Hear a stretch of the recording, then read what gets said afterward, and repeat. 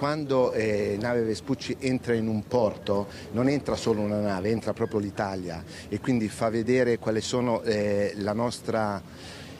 caratteristica, le nostre tradizioni marinare e soprattutto porta con lei tutte le eccellenze italiane. È arrivata ieri sera al tramonto quasi a voler evitare la folla, ma comunque al suo passaggio davanti a San Marco tutta Venezia si è fermata per godere la magia e l'incanto dell'arrivo della nave scuola della Marina Militare Italiana Amerigo Vespucci, il mitico veliero, tornato a casa dopo aver girato il mondo, e oggi l'abbraccio di tutti i veneziani in una mattinata intensa e carica di emozioni che vi abbiamo raccontato in diretta. Un'emozione fortissima,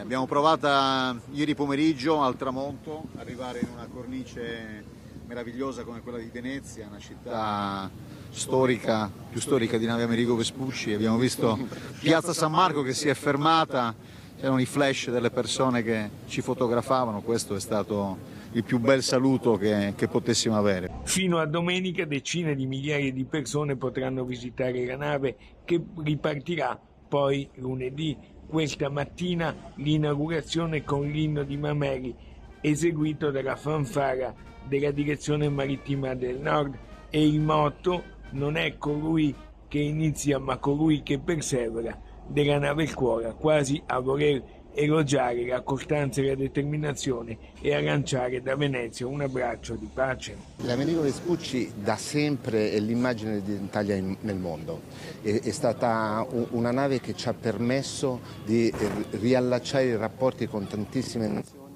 che per un po' di tempo non erano state visitate da una nave militare. Abbiamo raccolto tutte le remiere, i circoli di vela, tutte le marinerie di ogni genere, tutti sono invitati a venire anche con la loro barca personale. Faremo un saluto, partiamo da Punta della Dogana, facciamo una regata qui vicino.